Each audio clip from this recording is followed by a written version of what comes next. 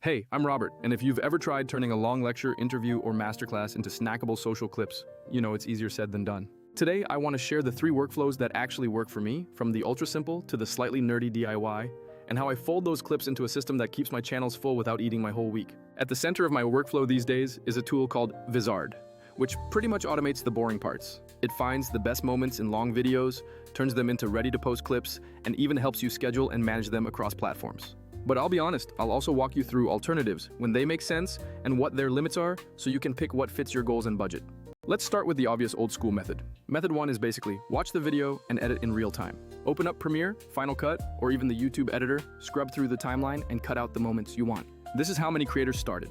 It's straightforward, very granular, and works best for videos where visuals actually matter, like demos, tutorials, or scenes with text or on-screen graphics. If you care about exact framing, overlays, or bumping audio levels per clip, this is hard to beat.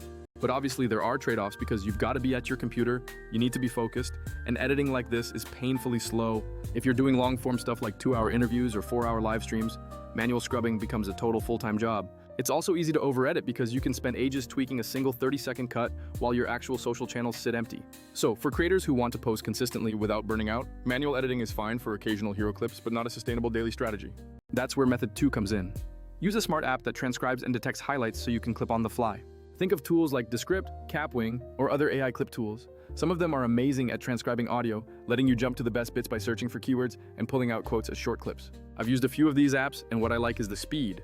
Just upload your file, the app indexes the transcript, and you can create a clip by simply selecting a sentence or two. Some of these apps even auto-detect speaker changes and mark likely highlights for you automatically. One particular class of apps, mobile-first clipping apps, are great when you want to listen and mark clips while you're away from the desk, like walking the dog or cooking dinner. You can tap to mark a moment as you listen, and the app saves a time-stamped highlight for you to review later. Later, you tidy up the clip, add captions, and export, which is super convenient for creators who produce audio-heavy stuff like interviews, podcasts, or lectures where the visuals aren't critical. But again, there are caveats, as many of these apps pack a ton of features you might never use, like auto-translations or advanced scene detection.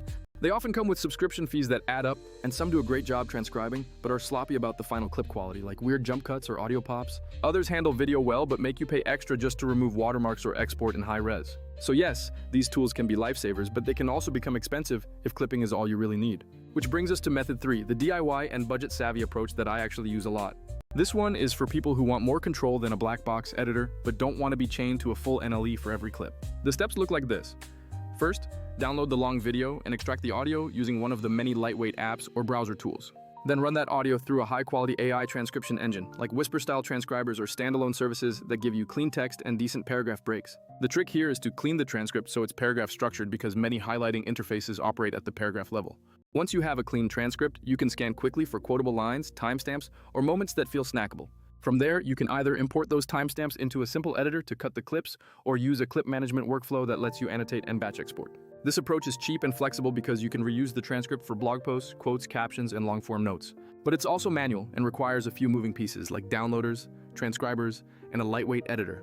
It's efficient if you want to control every step without paying a premium for features you don't need. Okay, now for the part you were probably waiting for, where does Vizard fit into all of this? For me, Vizard sits in the sweet spot between manual editing and the overly featured subscription tools. It blends the speed of AI highlight detection with the control you want as a creator. The 3 Vizard things I lean on most are: first, auto-editing viral clips, where it scans a long video and finds the parts that are likely to perform well so you don't have to fish for them yourself.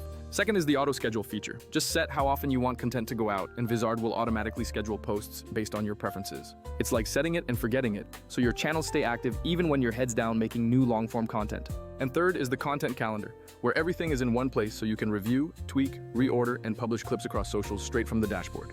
Why is that compelling? Because it solves the biggest time suck problems. Instead of spending hours hunting through footage or paying for dozens of add-on features you don't use, Vizard takes a long video and gives you ready clips, times them intelligently, and helps you manage the pipeline. Unlike some tools that are either too basic or too expensive, Vizard feels like the middle ground built specifically for creators who want to consistently publish short-form content. Quick comparisons. Tools like Descript are excellent for transcript-based editing, but you'll still spend time polishing each clip, and their pricing can get high if you scale up. Kapwing and similar editors are great for captions, but they often lack the scheduling and multi-platform calendar features that keep a channel consistent. The DIY transcription route is the cheapest, but it's also the most hands-on and fragmented. Vizard doesn't magically replace the need for taste, but it does automate the repetitive parts, which ends up saving you way more time than you think. A few practical tips regardless of the method you use. First, be ruthless about what you clip. Don't rescue every sentence. Look for moments that teach a single idea, make a strong claim, or provoke curiosity, because those are the clips that get traction. Second, build a weekly ritual where I batch process stuff once a week to scan new content and choose the clips I like. That prevents backlog and keeps my channels consistent. Third, keep templates for captions and CTAs, so things like branded intro bumpers make your clips feel cohesive without extra work.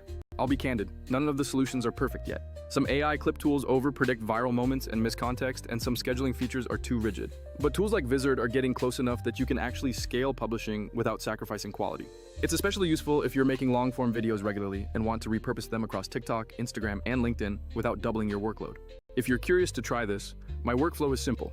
Let Vizard auto-generate clips, skim, and pick the ones that fit, add a quick caption, and let the auto-scheduler do the posting. If a clip needs finer polish, I pull it into my editor for one quick pass. Over time, I keep the best performing clips in the calendar so I can repost or repurpose them. I'm always tinkering with this stuff, so if you do things differently, I'd love to hear how. What tools are you using? Are you team manual, team Descript, or team fully automated? Drop your workflow, tips, hacks, and fails in the comments. Also, if you want more behind the scenes of how I organize content, sign up for my newsletter where I share what I'm watching and apps I'm testing. Thanks for hanging out. I'll catch you in the next one.